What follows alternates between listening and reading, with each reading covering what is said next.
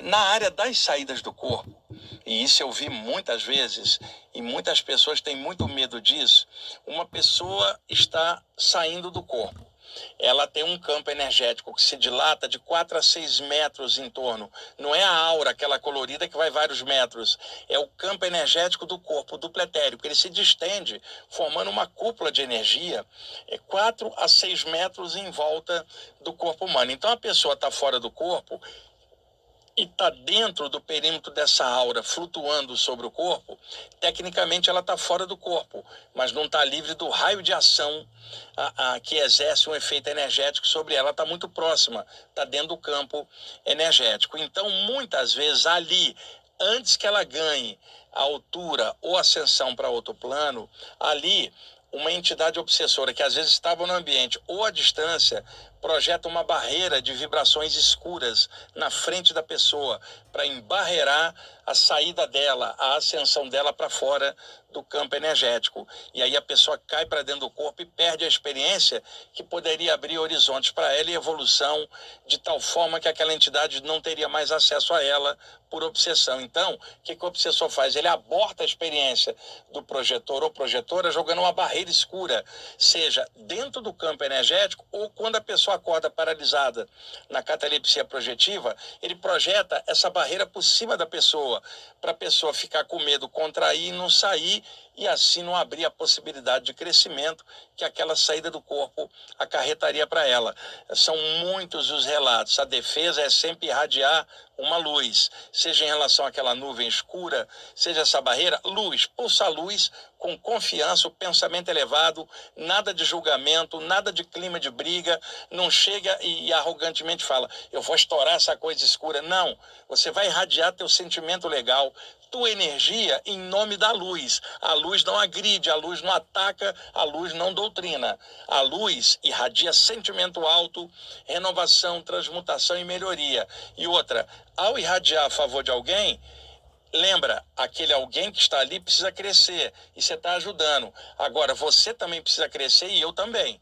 Todos estamos aqui para aprender um monte de coisa. Então, jamais se coloque na posição de se sentir superior a um assediador, porque eles não são tão ruins quanto você pensa e vocês não são tão bons quanto vocês imaginam. Somos todos aprendizes do infinito, espíritos aqui aprendendo um monte de coisa. Outro detalhe muito importante, muita gente me narra isso. Vultos escuros, tá? O vulto escuro pode ter várias interpretações. O Euri está ali, acorda paralisado num estado alterado de consciência e a boca do chakra frontal dele está um pouquinho para fora e ele percebe um vulto no quarto, tá? Primeiro ponto, é realmente um vulto que está ali, uma entidade escura, ou era um mentor espiritual que o chakra frontal do Euri não tem desenvolvimento para ter uma clarividência bem clara e ele só percebe algo, o início daquilo vai parecer um vulto e não era nada negativo. A entidade estava ali, é da luz, mas a visão extrafísica pelo chakra frontal do Euri está defasada e o que é luminoso ali fora, na visão dele, parece um vulto escuro. Ele vai ficar com medo e era um mentor espiritual. Entretanto, em contrapartida, entidades fugidias, né, que ficam ali no oculto, no campo energético do quarto, aparecem meio escurecidas, embaçadas, amarronzadas ou acinzentadas no seu campo energético, ou pálidas, como esse grupo de obsessores como anjos que eu falei para vocês. E aí sim, você vai falar, eu tô vendo e o cara é meio escurecido ou acinzentado na energia. Aí é diferente. O que eu tô querendo dizer é que às vezes, por uma deficiência do frontal dela, ela vê como um vulto algo que não era negativo. Era apenas não estava plasmando direito na visão da clarividência extrafísica que ela estava tendo. Então é muito comum quando o vulto é real, tá?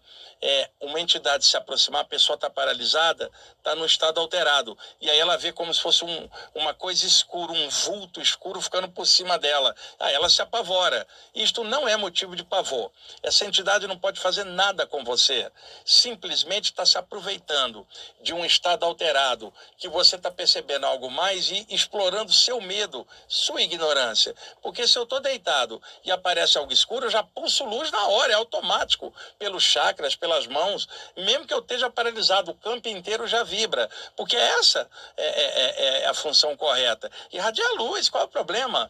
Mas as pessoas têm muito medo de entidades, seja por condicionamento, seja por várias coisas. Não tenham medo. Agora, não tenha arrogância, não fica desafiando ninguém, mas esteja pronto para irradiar luz. Ainda mais se vocês são médiuns, curadores e curadoras. De vez em quando vai aparecer uma coisa pesada no seu ambiente, porque você ajudou um terceiro e aquela entidade estava junto, ela vai em cima de você. Isto é do jogo, isto é normal, então se acostume. Espiritualidade não é para fraco, gente. É para gente que quer vencer a si mesmo, gente que quer trabalhar e fluir. Não adianta medinho, não adianta ficar, eu não pensei que era assim. Então desiste, vai viver somente a vida material, porque se abrir o canal espiritual, isso envolve responsabilidade, conhecimento, profundidade, sentimento alto, senão não adianta, a pessoa se embanana toda, se enrola por causa do medo e da ignorância dela, ela não sabe o que está acontecendo e ela fica com muito medo. E eu comecei a ter isso tudo muito jovem, como vocês sabem. Eu fui me acostumando muito rápido, pessoal. Com 19 anos, eu estava numa sessão de desobsessão. Então imagina, além da mediunidade ali aberta, as saídas do corpo. E depois todo o contexto oriental que eu resgatei, fui misturando. Então, eu pude ver muitas dessas coisas. E eu falo, as pessoas têm muito medo. É rabo preso, vamos falar bem claro. Se solta mais, vibra mais, se prepara melhor para que quando role algo, você tenha a capacidade de transmutar e transformar aquilo. Senão vai ficar sempre na barreira do medo, sempre constrito ali, sempre com algo escuro no ambiente, a pessoa eternamente com medo jamais vai despertar. Alguém com medo não dá um passo à frente. O medo não deixa ela avançar.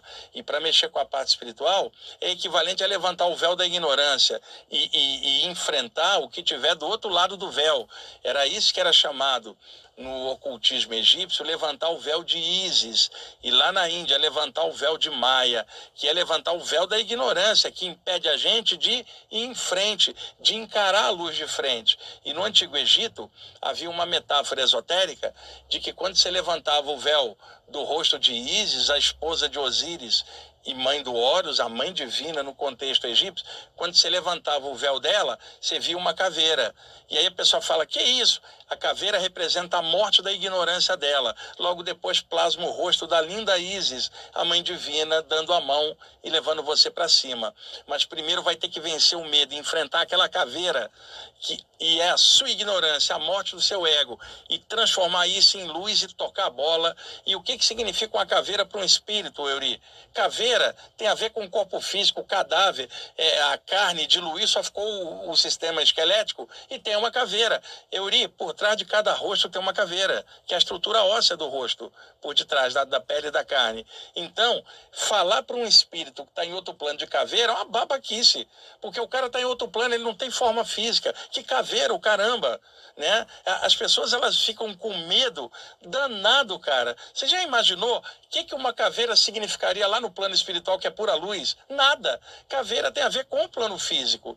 Então, às vezes, por correlação e simbologia, muitos usam a figura da caveira para dar a ideia da morte. Só que a morte pode ter várias conotações. Você está falando de morte como fim de alguma coisa, ou morte como fim da tua ignorância, ou fim do teu ego. E cada neófito, cada calouro e caloura, ou neófita, para atravessar as provas iniciáticas, vai ter que morrer o seu medo e sua ignorância, senão não avança na senda. A caveira significa a morte de tudo para trás, para você entrar numa nova luz. Morra a cada momento em si mesmo e renasça em cada instante totalmente renovado. É isso. Então, o medo que as pessoas têm de entidades e simbologias é um negócio impressionante.